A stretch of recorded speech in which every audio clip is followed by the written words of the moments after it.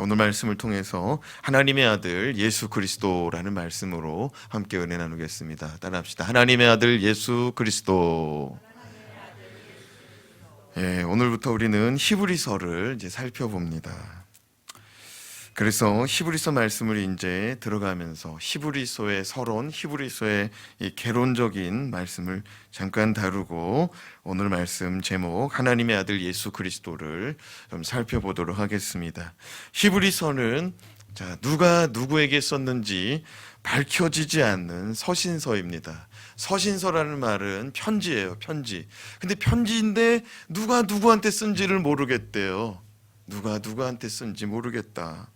하지만 옛날 초기 교부 시대부터 바울이 썼을 것이다 라는 말이 상당한 주장이었고 대세였습니다. 그러나 존 칼빈은 16세기 종교개혁자 존 칼빈은 누가복음의 저자 누가가 썼을 것이다 라고 말했습니다. 그리고 1세기의 교부 클레멘트는 사도 바울이 히브리어로 이 편지를 쓰고 이 히브리어 편지를 사도행전의 누가복음의 저자 누가가 헬라어로 바꿨을 것이다. 그러니까 누가는 이방인이었기 때문에 헬라인이었기 때문에 의사였기 때문에 똑똑하고 당시의 문화 그 다음에 당시의 고급 언어라고 할 수 있는 헬라어를 잘 사용할 수 있는 그런 사람이었기 때문에 이 클레멘트는 바울이 쓰고 누가가 번역했을 것이다. 또 어떤 이는 유능한 성경 교사였던 바나바와 아볼로 그 둘 중에 한 사람이 썼을 것이다. 그런 가운데 이렇게 누가 썼을 것이다, 누가 썼을 것이다. 참 말이 많은 가운데 3세기 교부 오리겐이라는 이 교부가 이 모든 말들을 한마디로 다 그냥 평정시켜 버렸습니다. 다 정리했어요. 딱 한마디 했어요. 히브리서의 저자는 바로 하나님만이 아신다. 할 말이 없게 만들었어요. 무슨 말이냐면 그 정도로 이게 누가 썼는지 잘 모르겠어요. 누가 누구에게 썼는지. 그러나 중요한 것은 이 책의 제목이 뭐예요? 히브리서. 편지인데 히브리서예요. 그러니까 무슨 말이냐면 어떤 사람들이 다 읽어봐도 이거는 느낌상 누구한테 썼다는 게 감이 온다는 거예요. 히브리인들에게 쓴 편지라는 게 감이 온다는 거예요. 그러나 또 어느 면으로 한 장 한 장 한 절씩 다 따져가다 보면은 꼭 히브리인들만은 아니라는 거예요. 뭐냐면 그 당시에 예수 믿음으로 핍박받던 그리스도인들에게 전해주는 메시지. 그러니까 히브리인들뿐만 아니라 이방인들 가운데 예수 믿고 회심한 사람들도 받아도 무관한 말씀이라는 거예요. 그럼에도 불구하고 히브리서라고 정한 이유는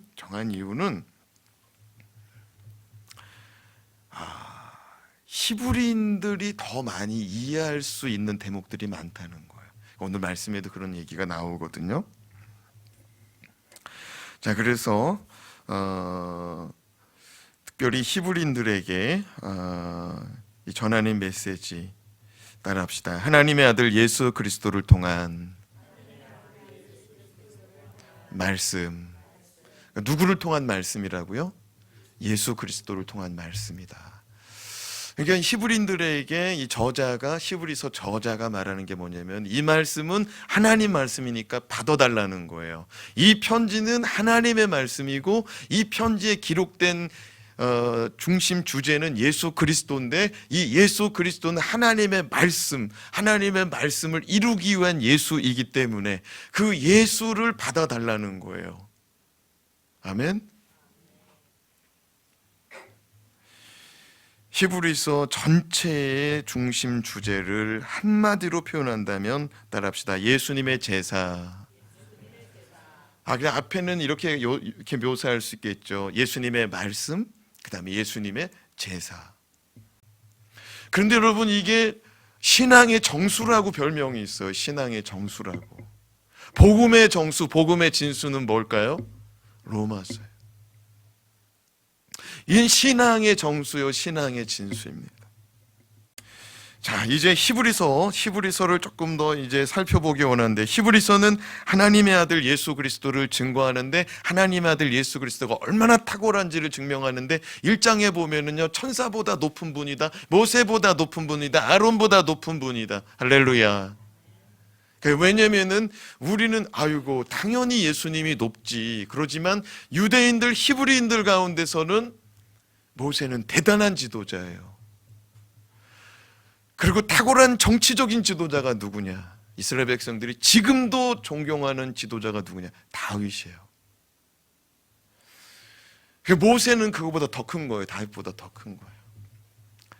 모세는 또 선지자라고 그랬거든요. 나와 같은 선지자가 일어나리라. 요한복음에서 우리 배웠잖아요.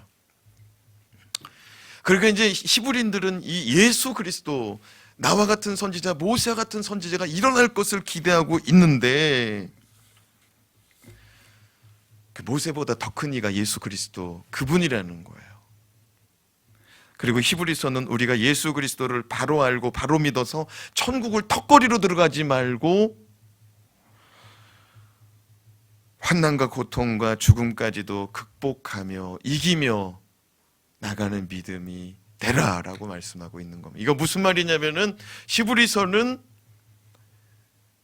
그 당시에 신앙으로 인하여 핍박받고 고통당하는 그 사람들을 위해서 썼다는 거죠. 그래서 이 히브리서는 천국에 그냥 간신히 들어가는 정도, 뭐 그런 거 가지고 만족하지 말라는 거예요. 정말 믿음 가지고 예수 그리스도를 분명히 믿고 들어가라 이거예요. 아멘. 여러분, 우리가 그동안 배운 거 여기다가 다 녹여낼 거예요. 예수 그리스도 받아들이고 그분이 어떤 분인지 정말 깊이 묵상하고 그분을 위해서 살아가고 그분을 위해서 함께 정말 생명의 헌신, 생명의 길을 걸어갈 수 있는 저와 여러분 되길 주님의 이름으로 축원합니다. 1절 말씀 이제 들어갑니다. 시작. 옛적에 선지자들을 통하여 여러 부분과 여러 모양으로 우리 조상들에게 말씀하신 하나님이. 자, 1절 말씀. 이 말씀만 딱 봐도 히브리인들에게 전하는 메시지다는 것이 분명하게 드러나는 대목입니다. 왜? 옛적에 선지자들을 통하여 여러 부분과 여러 모양으로 누구에게 말씀해 주셨대요? 우리 조상들에게 말씀해 줬대요. 우리 조상들에게. 자, 이방인들, 헬라인들, 로마인들. 이방인들은 이 아브라함의 자손, 히브리 자손, 유대인들을 우리 조상이라고 말하지는 못해요. 히브리인들이 우리 조상 맞습니까? 아니죠. 우리는 누가 조상이냐? 당군 할아버지가 조상이다. 이렇게 배웠잖아요. 우리 조상은 아니거든요. 그러니까 우리 조상들에게 하나님이 옛날 옛적에 선지자들을 통해서 이렇게도 말씀하고 이렇게도 말씀했다는 거예요. 그 뭐냐면은 어떤 때는 환상으로, 어떤 때는 꿈으로, 어떤 때는 직접 나타나서, 어떤 때는 또 뭐예요? 예언으로. 그 선지자들을 통해서 그렇게 말씀했다는 거죠. 모세 보세요. 하나님이 직접 나타나서 말씀하니까 모세가 나가서 대언하잖아요. 그것도 하나님이 나타나서 선지자를 통해서 하신 말씀이에요. 자, 그러므로 우리 조상들에게 하신 말씀, 우리 조상들에게 하신 말씀이기 때문에 이 조상들은 누구냐? 이 조상들, 조상에 올라가면 그 조상이 누구냐? 따라합시다. 아브라함. 믿음의 조상 누구? 아브라함. 근데 아브라함을 우리가 뭐라고 부르냐면 히브리인이라고 부릅니다. 따라합시다. 히브리인. 히브리인의 자손들이 히브리인이에요. 성경에 히브리인이라는 말이 어디 등장하느냐? 창세기 14장 13절 같이 읽습니다. 시작. 도망한 자가 와서 히브리 사람 아브라함에게 알리니. 도망한 자가 누구한테 와서 알려줬다고요? 아브라함인데 아브라함을 뭐라고 말해요? 히브리 사람이라고 말합니다. 자, 히브리 사람, 여기 중요합니다. 히브리라는 말은 무슨 뜻이냐? 히브리라는 말은 무슨 뜻이냐? 히브리라는 말의 뜻은 건너오다, 건너가다. 그럼 뭘 건넜느냐? 강을 건넜다 이 말이에요. 아브라함이 살던 곳은 갈대아 우르예요. 그 갈대아 우르는 메소포타미아 지역입니다. 메소포타미아 지역은 두 강이 흐른다는 거예요. 두 강이. 그 중에 한 강이 유프라테스고 두 번째 강이 티그리스 강인데, 강을 건넜다는 말은 유프라테스 강을 건너서 왔다는 거예요. 지금도 터키에 가면은 유프라테스 강하고 티그리스 강이 흘러옵니다. 지금도 가면은 그거를 구경할 수가 있어요. 터키를 건너와야 이스라엘을 올라올 수가 있는 거예요. 터키, 시리아 올라와야 되는 거예요. 올라와야 되는 거예요. 그래서 강 건너 온 사람이라는 뜻이 히브리인이에요. 자, 경상도 대구에서 여기 수원으로 시집 왔어요. 옛날에 그러면은 대구에서 올라온 처자, 그 며느리, 그 여자를 뭐라고 불렀을까요? 그렇죠. 대구댁, 대구댁. 대구댁. 그래서 목포에서 올라왔어요. 뭐라고 불러요? 목포댁.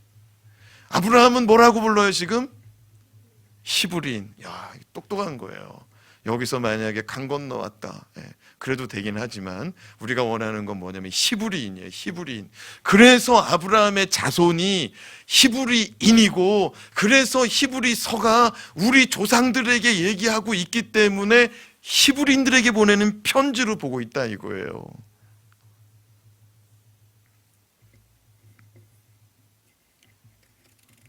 우리 조상 히브리인들에게 말씀하신 하나님은 선지자를 통하여 여러 부분과 여러 모양으로 말씀하셨다. 그러므로 히브리서를 받아보는 사람들은 선지자들이 그동안 어떤 말씀을 하셨는지 안다는 전제로 이 말씀을 받기 때문에 이 말씀이 그렇게 어렵지 않게 다가올 수 있다는 거. 왜냐하면은 히브리인이 되려면은 모세오경을 몇 살 때 외워야 되냐면 만 12살 때 모세오경, 창세기, 출애굽기, 레위기, 민수기, 신명기까지 딱 외워야 성인식 통과되는 거예요. 주민등록증 받으려면 모세오경 다 외워야 되는 거예요. 그래서 여러분들 그 텔레비에 보면은 가끔 예루살렘 무너진 성벽 붙잡고 이렇게 기도하는 사람 앞에 젊은 교복 입은 아이들 같은 모습이 등장해요. 남자도 있고 여자도 있어요. 남자 여자 같이 있지는 않아요. 큰 천막 치고 이쪽에 남자 이쪽에 여자. 그런데 그 둘이 똑같이 하는 게 뭐냐면 성경 펴놓고 막 읽고 있어요. 저처럼 읽어요. 가만히 읽지 않고 저처럼 읽어요. 허리를 막 숙여가면서. 뭐냐면 말씀 외우고 있는 거예요. 그런데 이렇게 막 읽는 것이 성경에서 말하는 게 뭐냐면은 묵상하다라는 말이에요. 따라합시다. 묵상하다. 그러니까 성경은 가만히 놓고 묵상하는 것도 이게 묵상이라고 볼 수가 있는데, 이 히브리어에서는 묵상하다는 말은 읊조리다는 말이에요. 계속 읊조리는 거예요. 여러분, 기도가 정말 기도가 은혜가 되는 기도, 아니 응답이 되는 기도는 뭐냐? 말씀 안에서 묵상하는 거예요. 아멘. 말씀 안에서 기도할 때 주님 마음하고 우리 마음하고 딱 맞아 떨어지기 때문에 안 들어줄 수가 없는 거예요. 아버지의 말씀이 우리의 삶 가운데 딱 그냥 갈 수밖에 없는 거예요. 뜻이 하늘에서 이루어진 것 같이 땅에서도 이루어지기를 원하는, 아버지 뜻 갖고 매달리는데 안 들어줄 수가 없다는 거죠. 자, 그 말씀하신 하나님이, 예전에는 선지자들을 통해서 말씀하신 하나님이, 자 2절 말씀에 보면은 이제부터는 예수 그리스도를 통해서 나타낸다는 거예요. 시작. 이 모든 날 마지막에는 아들을 통하여 우리에게 말씀하셨으니 이 아들을 만유의 상속자로 세우시고 또 그로 말미암아 모든 세계를 지으셨느니라. 옛적에는 선지자를 통하여 여러 부분과 여러 모양으로 말씀하셨지만 이제부터는 이 모든 날 마지막에는, 그러니까 이 모든 날이라는 건 무슨 뜻이냐면요, 구약의 선지자들을 통해서 다 말씀하셨어요. 선지자들 통해서 다 말씀하시는데 마지막 선지자가 누구냐? 누구예요? 예수님 오기 전에 마지막 선지자가 누구예요? 예, 요한. 그렇죠. 침례 요한. 세례 요한, 침례 요한. 그가 400년 만에 다시 등장한 선지자예요. 말라기 선지자 이후에 400년, 그러니까 말라기 선지자 다음에 침례 요한, 세례 요한까지 오기까지 몇 년 걸렸다고요? 400년. 그래서 우리 그 신약의 파노라마 할 때 400년 침묵기 그랬잖아요. 기억나요? 하나님 말씀 없었다 이거예요. 근데 요한 그 침례 요한 그 선지자, 그가 마지막 선지자로 나타나고 나서 이 모든 날의 마지막에는 요한이 선지자로 마지막이거든요. 그 마지막 이후에는 누구로부터 직접 말씀한다고요? 예수 그리스도를 통해서. 근데 저기에 보니까 예수 그리스도라는 말이 있어요, 없어요? 없어요. 뭐로만 나타났어요? 아들, 하나님의 아들. 그래서 오늘 말씀 제목이 뭐예요? 하나님의 아들 예수 그리스도. 자, 그러면은요, 이 아들이 누구냐는 거예요. 이 아들, 지금 말씀드린 대로 하나님의 아들 예수 그리스도인데, 예수 그리스도는 자 2절 말씀에 보니까 만유의 상속자랍니다. 만유라는 말이 뭐냐면은요, 온 세상 온 우주 만물을 말하는 거예요. 온 세상 온 우주 만물 전부가 다 누가 상속자래요? 아들이라는 거야. 아들. 이게 중요한 대목입니다. 하나님이 창조의 하나님인 줄로 믿습니다. 하나님 아버지가 창조의 하나님이에요. 만든 사람이 임자예요. 온 세상을 만드셨어요. 온 세상을 만드신 이가 하나님이신데 그 주인 되시는 분이 아들이 몇 명이다? 한 명, 독생하신 자잖아요. 그러니까 상속권은 다 누구 거예요? 아들 거예요. 아들 거. 아버지 거가 아들 거예요. 자, 그런데 우리가 요한복음 1장 12절 말씀을 우리가 배웠잖아요. 영접하는 자 곧 그 이름을 믿는 자들에게는 누구 자녀? 하나님의 자녀가 되는 권세를 주셨어요. 이게 중요한 대목입니다. 그러니까 이따가도 잠깐 다루겠지만 본래 아들이 하나밖에 없어서 예수님이 다 갖는 건데 이 땅에 예수님이 말씀이 육신이 돼서 오셨어요. 오셔가지고 자기 몸을 찢어가지고 이거는 내 피고 내 살인데 받아 먹으라고 그랬어요. 받아 먹을 때 너희가 영생의 떡을 얻으리라고 그랬어요. 생명의 떡을 얻으리라고 그랬어요. 죄와 사망 권세가 끊어진다고 말했어요. 이걸 받아 먹고 나를 믿는 자는, 나를 영접하는 자는 아버지 자녀가 되게 해주겠대요. 할렐루야. 나밖에 가질 수밖에 없는 건데, 나만 갖는 건데 주시기 위해서 오셨다는 거예요. 할렐루야. 이거를 전하기 위해서 왔다는 거예요. 예수님이 이걸 전하기 위해서 왔다는 게 복음인 줄로 믿습니다. 이걸 전하려고. 본래 나만 누리고 나만 갖는 건데 주고 싶다는 거예요. 근데 사람들이 말귀를 알아들어요? 못 들어요? 잘 말귀를 못 알아들어요. 그 선지자들을 통해서 막 외치는 거죠. 그렇게 살면 상속받을 수 없다. 그렇게 살면 하나님의 백성으로 가나안 땅 들어갈 수가 없다. 그렇게 해가지고는 봐라. 출애굽기의 말씀을 봐라. 여호수아의 말씀을 봐라. 응? 하나님 말씀 불순종하다가는 어떻게 되냐는 거예요. 그냥 애굽에서 나온 거 가지고 그거 가지고 그냥 만족하다가 그냥 그 땅에서 끝나버리는데, 응? 하나님의 말씀 순종하다가 말씀이 육신이 되어 오셨잖아요. 말씀이 순종되어질 수 있는 걸 보여주셨잖아요. 그러니까 주님 따라 가자는 거예요. 말씀 따라 가자는 거예요. 아멘. 근데 사람들은 뭐라 그러냐면 그거 어렵다는 거예요. 그거 어떻게 하냐는 거예요. 예, 그래요. 히브리서 이 편지를 받아보는 사람들도 지금 예수 믿는 게 너무 어렵더라는 거예요. 그래서 안 믿고 싶다는 거예요. 돌아가고 싶다는 거예요. 그런데 정말 예수 그리스도의 가치를 아는 자라면, 복음을 만난 사람, 복음을 아는 사람, 예수님이 어떤 분이고 우리 가운데 어떤 은혜를 주시기 위해서 아는 사람은 이걸 포기할 수 없다는 거예요. 그래서 신앙의 정수라는 거예요. 히브리서가. 신앙생활. 여러분, 우리는 우리 것을 나누는 일이 어려울 때가 많아요. 그래도 제가 너무 감사한 게 지난 주일날 성경 공부 시간에 목장교회 생활 그 강의 시간에 물어봤어요. 어떻게 제가 명절에 좀 가서 가족들에게 돈 좀 쓰고 와라, 밥도 좀 사라, 그랬는데 어떻게 좀 그렇게 하셨느냐 그랬더니 많은 분들이 그렇게 했다고 하더라고요. 감사해요. 순종하는 마음으로 사셔서. 그리스도인들이 막 이렇게 베풀지 않으면 어려울 때가 많아요. 그런데 여러분,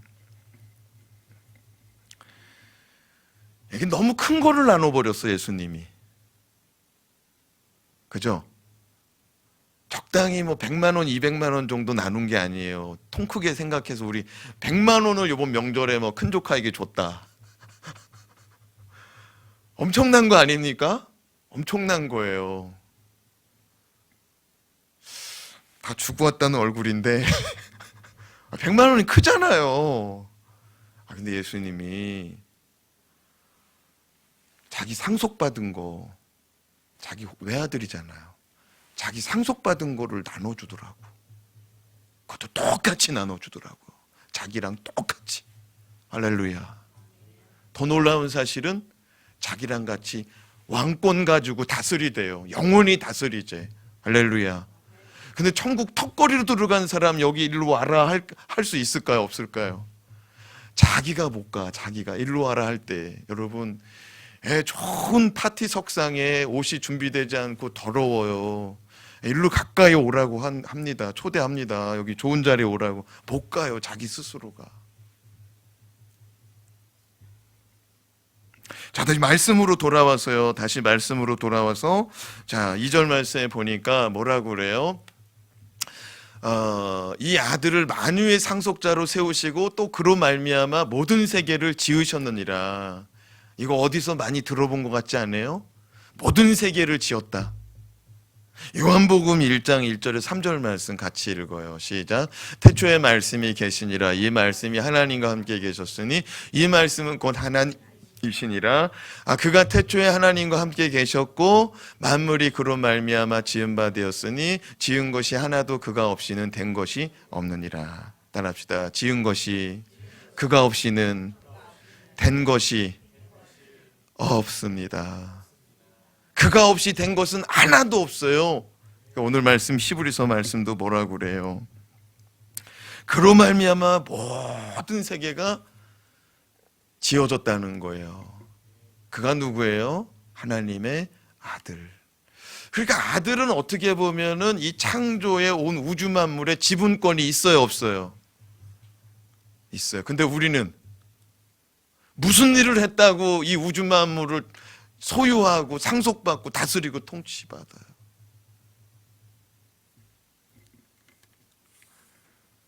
사도 요한은 증거합니다. 말씀이신 예수님은 창조의 때 하나님과 함께 모든 일을 창조하셨다. 그 창조의 하나님이요 만유의 상속자 되신 예수님께서 하나님의 말씀을 증거하시고자 이 땅에 임하셨다. 자, 요한복음 1장 14절, 요한복음 8장 38절, 요한복음 14장 24절 차례대로 읽어봅니다. 시작. 말씀이 육신이 되어 우리 가운데 거하심에 우리가 그의 영광을 보니 아버지의 독생자의 영광이요 은혜와 진리가 충만하더라. 나는 내 아버지께서 본 것을 말하고 너희는 너희 아비에게서 들은 것을 행하니라. 나를 사랑하지 아니하는 자는 내 말을 지키지 아니하나니 너희가 듣는 말은 내 말이 아니요 나를 보내신 아버지의 말씀이니라. 그렇습니다. 말씀이신 주님께서는 이 땅에 오셔서 우리 가운데 거하시면서 하나님의 영광을 드러내는데 자기의 말을 하는 게 아니고 아버지의 말씀을 보고 들은 대로 말하고 있더라는 거예요. 아멘. 자, 그렇다면은 하나님께서 선지자를 통하지 않고 예수님을 통해 하신 말씀은 뭐냐 이거예요. 그건 바로 예수님 자신이에요. 따라합시다. 말씀이 육신이 되어 우리 가운데 거하심에. 그냥 존재 자체가, 이 땅에 오신 존재 자체가 그게 그냥 말씀이라는 거예요. 이해가 되세요? 전에는 선지자들이 온다는 거예요. 그분이 온다는 거예요. 여러분, 우리가 출애굽기 성막하면서 성막은 다 누구를 상징한다? 그렇죠. 아우 훌륭한 이 모범생들, 예. 학습력이 엄청난 정말 대단한 분들입니다. 예. 모든 것들이 다 예수 그리스도를 말한다는 거예요. 모든 것들이 다 구약에 있는 모든 말씀이 예수 그리스도를 증언하고 있는 줄로 믿습니다.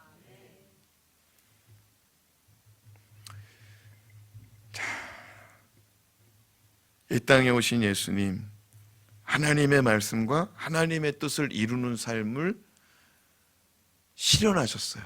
그리고 가능하다고 말하고 쫓아오라고 말합니다. 그래서 뭐라고 그래요? 나를 따르는 자는 다 자기의 십자가를 짊어지고 나를 따르라는 거예요. 자, 고린도전서 15장 3절에 4절 말씀. 자, 말씀대로 살고 말씀대로 이루어지는 게 가능하냐? 읽어요. 시작. 내가 받은 것을 먼저 너희에게 전하였노니 이는 성경대로 그리스도께서 우리 죄를 위하여 죽으시고 장사 지난 바 되셨다가 성경대로 사흘 만에 다시 살아나사. 여기서 지금 강조하고 있는 게 뭐예요? 성경대로 누가? 예수 그리스도가 성경대로 살았다는 거예요. 구약 39권도 성경인 줄로 믿습니다. 거룩한 말씀이죠. 예수님께서 이 땅에 오심은 절대적으로 하나님 말씀 이루려고, 선지자들이 하신 말씀을 이루려고, 아멘, 오셔서 어떻게 했어요? 선지자들이 하신 말씀 그대로 실현하잖아요. 그대로 실현해요. 그리고 사시고 죽으시고 다시 사신 것까지 그대로 실현하셨다 이거예요.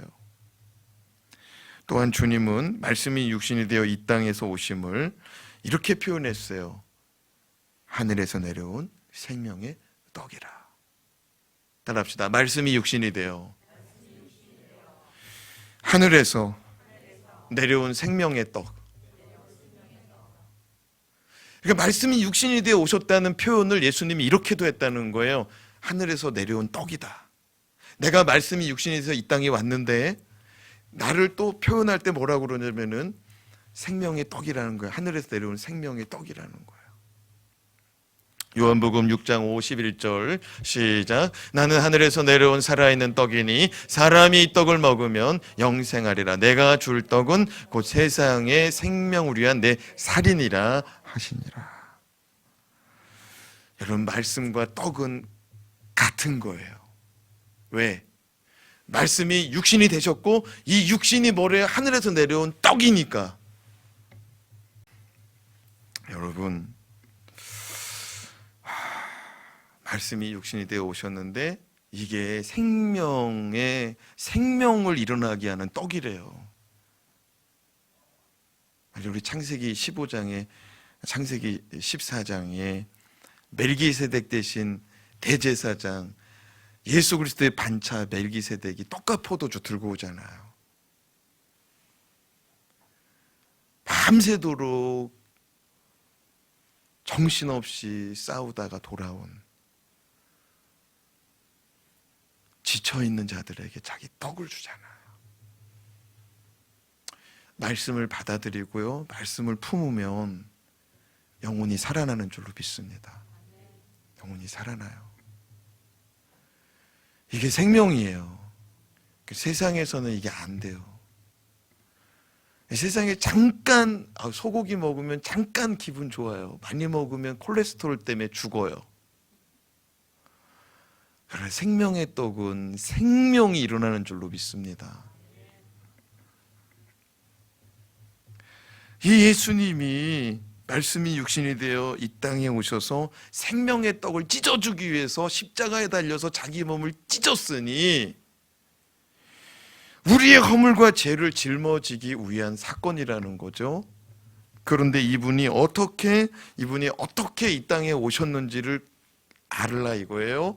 자, 어떻게 이 땅에 오셨어요? 예수님 이 땅에 오시기 전의 상태, 3절 말씀 시작. 이는 하나님의 영광의 광채시요 그 본체의 형상이시라. 그의 능력의 말씀으로 만물을 붙드시며 죄를 정결하게 하는 일을 하시고 높은 곳에 계신 지극히 크신 이의 우편에 앉으셨느니라.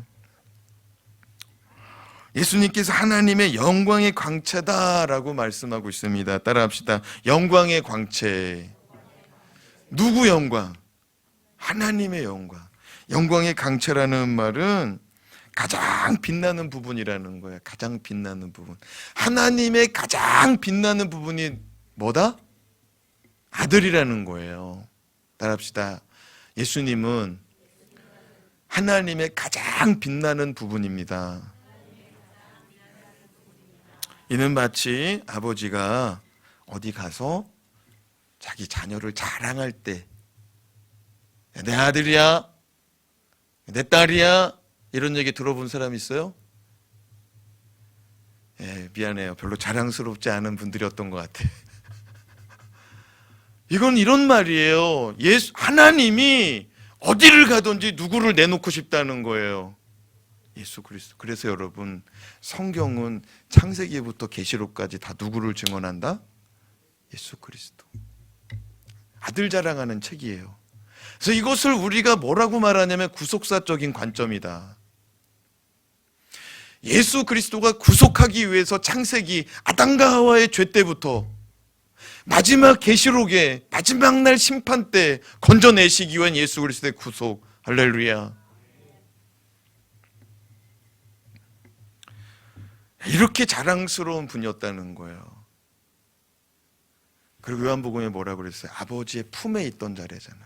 아버지의 품에 있던 자. 그래서 우리 기억나요? 이렇게 해가지고 이렇게 네. 아버지 품에 있던 자를 내줬다는 거예요. 또한 말씀을 다시 봐요. 그 본체의 형상이라. 그 본체의 형상이다. 그렇죠? 이는 하나님의 영광의 광채시요 그 본체의 뭐래요? 예. 여러분, 본체의 형상이라는 건 뭐냐면요, 본체를 그대로 본땄다는 얘기예요. 본체의 이미지라는 거예요. 본체를 닮은 거라는 거예요. 그러니까 예수님은 누구 닮은 거예요? 그러니까 아버지 자녀이기 때문에, 아버지 아들이기 때문에 닮을 수밖에 없다는 거예요. 그래 똑같아요. 그렇게 똑같아. 똑같고 그냥 너무 이쁘고 어딜 가나 막 자랑하고 싶어. 근데요, 말씀해 보니까 이 땅에 오실 때의 모습은 전혀 그런 상태가 아니더라는 거예요. 자, 이사야서 53장 2절 말씀 시작. 그는 주 앞에서 자라나기를 연한 순 같고 마른 땅에서 나온 뿌리 같아서 고운 모양도 없고 풍채도 없은즉 우리가 보기에 흠모할 만한 아름다운 것이 없도다. 말씀이 육신이 되어 이 땅에 오신 예수님의 모습을 이사야 선지자가 이제 하나님께서 환상을 열어서 보여준 거예요. 앞으로 일어날 일을, 그 예언적인 말씀을 그가 보고 전하는데 뭐라고 말하냐면 주님 앞에서 자라나는데 연한 순처럼 자라난데요, 연한 순이 올라왔습니다. 햇빛이 딱 내려집니다. 그 순 어떻게 될까요? 사그러드는 거예요. 시드는 거예요. 연하기 때문에. 바람 불었어요. 어떻게 될까요? 휘둘리는 거예요. 그런데 그가 어디서 자라났대? 어디서 나온 것 같대? 마른 땅, 그 물기가 있다 없다? 물기가 없는 땅에서 살짝 이렇게 나왔어. 순 새싹이 이렇게 나왔어. 근데 물기가 없는 딱딱한 땅이기 때문에 이 순은 어떻게 될까요? 어떻게 될까요? 얼마 못 사는 거예요. 예수님이 얼마 못 간 거예요. 그 연한 순처럼 정말 순수하게 사시다가 어떻게 됐어요? 33세. 33세 넘은 사람. 너무 어려운 질문인가? 무슨 얘기냐면 우리는 다 예수님보다 덤으로 살고 있어요.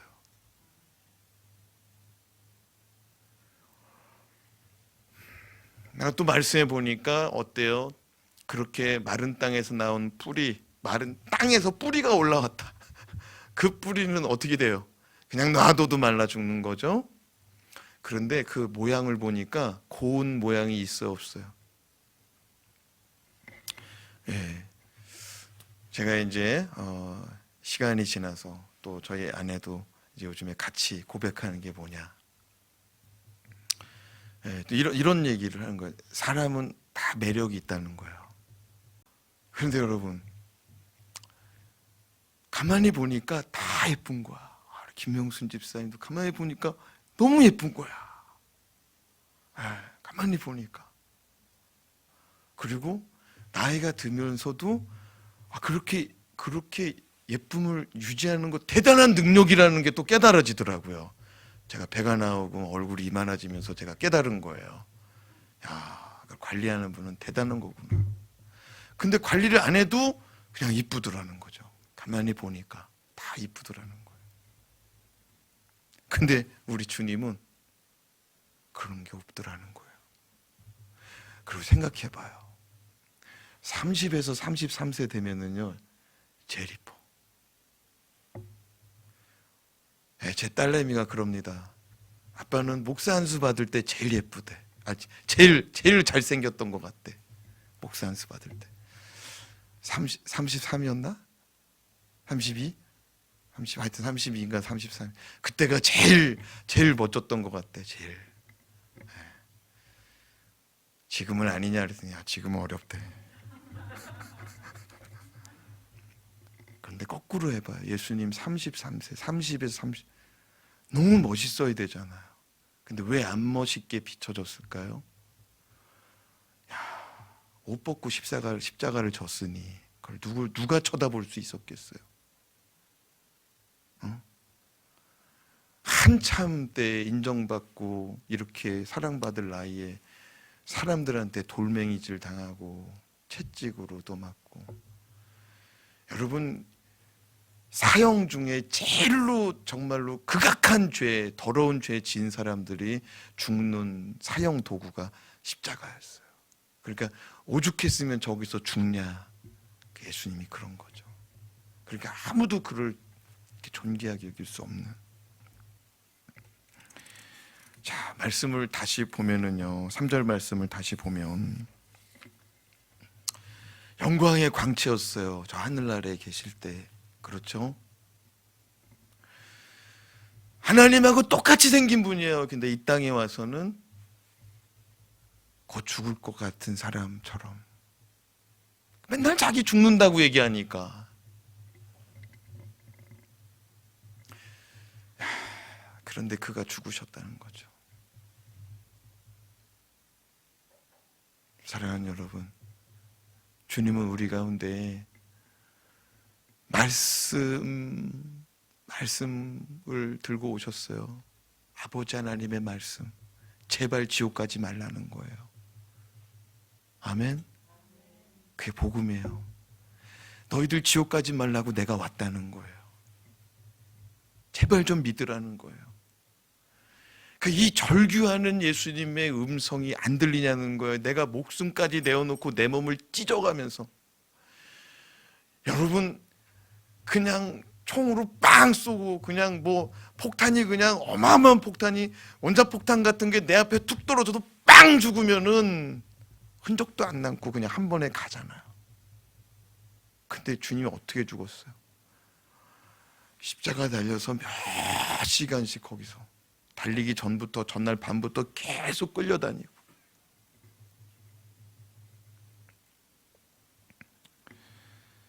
사랑하는 여러분, 3절 말씀에 보니까 주님은 말씀의 능력으로 온 세상을 붙들고 다스리고 통치하는 분이다라고 말합니다. 말씀으로 붙든대요, 만물을. 여러분, 이 하늘의 별, 해와 달이 떨어지지 않는 이유가 무엇인 줄 압니까? 태초에 하나님이 빛이 있으라 하심에 빛이 있었더라. 그때의 그 말씀 그대로 그 빛이 존재하는 줄로 믿습니다. 낮이라 칭하시고 밤이라 칭하시고, 낮이 지나고 밤이 지나고 하루가 지나는 거예요. 이 말씀이 그대로 지금 붙들려서 움직이는 거예요. 태양도 그대로 붙들려서 순종하는 거예요. 근데 누구만 순종을 안 해요? 사람만 순종을 안 하는 거예요. 다 붙들려서 사는데 말씀에 붙들립시다. 말씀에 붙들립시다. 말씀으로 만물을 붙드시고 죄를 정결하게 하는 일을 마치시고 십자가의 사역을 마치시고 지금 어디가 계시대요? 지극히 크신 이의 우편에 앉으셨대. 하나님 보좌 우편에. 그런데 이 우편에 앉아서 다스리는 왕권을 우리도 같이 누리자는 거예요. 받읍시다. 그러므로 이 히브리인들, 이 진리의 예수 그리스도를 버리지 말고 진리의 예수 그리스도, 그분은 말씀대로 사셨으니 우리도 말씀을 붙잡고 말씀에 붙들림 바 되어서 살자는 거예요. 예수 그리스도의 가치를 아는 자는 포기하지 않는 줄로 믿습니다. 세상 그 무엇과도 바꾸지 않는 거예요. 세상 그 무엇과도. 어떻게 바꿔요? 하나님의 본체, 하나님이랑 똑같대요. 하나님의 자랑이래요. 어떻게 바꾸고 어떻게 그걸 대신하냐고요. 영국의 거부였던 피츠제럴드의 이야기를 소개하고 말씀을 마치고자 합니다. 영국의 귀족이요 갑부 피츠제럴드는 아내가 하나 있었는데 그만 병들어 죽게 되었습니다. 아내를 너무너무 사랑한 귀족이요 갑부 피츠제럴드는 너무 마음이 힘든 거예요. 너무너무 사랑했기 때문에. 그러나 다행히도 그 사랑하는 아내가 남겨놓은 외아들이 있었으니 그 외아들을 지극정성으로 기릅니다. 그러나 10살이 갓 넘었을 때, 10살 생일이 갓 지났을 때 아들마저 병을 앓다 죽어요. 10살에. 이제 피츠제럴드는 자기 혼자 남는 거예요. 귀족입니다. 어마어마한 재산가입니다.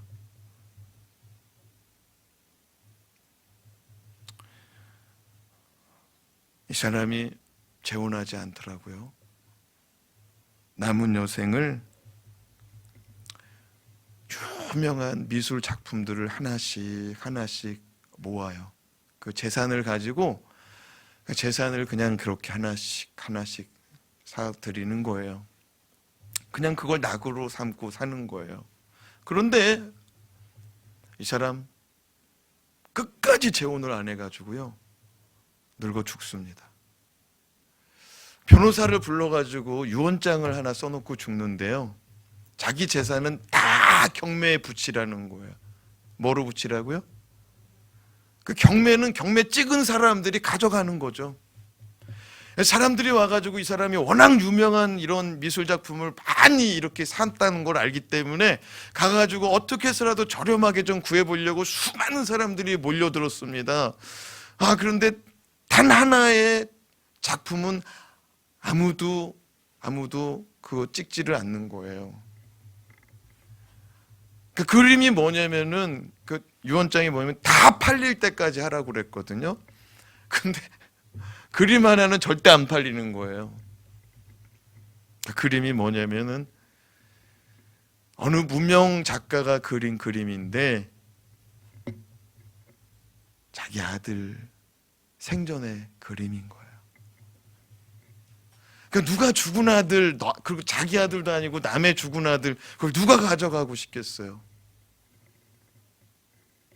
난 사람이 힘없이 손을 드는 거예요. 근데 행색이 너무 초라해. 그래서 손 들고 뭐라고 그러냐면, 제가 사도 되겠습니까? 정말 사면 안 될 사람이 손 드는 것 같이. 제가 사도 되겠습니까? 느낌이 오죠? 그 뒤에 이야기가 어떻게 될지. 사람이 누구냐면요, 그 피츠제럴드의 집에 일하던 종이었어요. 그러니까 우리 주인님이 아끼던 아들의 그림. 아무도 그거를 가치를 몰라요. 근데 이 사람은 우리 주인님이 얼만큼 그 아들을 사랑했는지를 아는 거예요, 그 종이. 그래서 그거를 사요. 자기 재산을 다 털어가지고. 근데 갑자기 모든 경매를 다 멈추라는 거예요. 그러면서 그 경매 총 매니저가 마이크를 붙잡고 자, 피츠 제랄더의 유언을 낭독하도록 하겠습니다. 제 아들의 그림을 사는 자가 이 모든 재산을 상속받을 자입니다. 그래서 경매를 다 멈추고 다시 환불하고 그걸 다 그에게 줬다는 거예요. 사랑하는 여러분, 예수 그리스도의 가치를 아는 자가 아버지의 것을 상속받을 수 있는 거예요. 기도하겠습니다.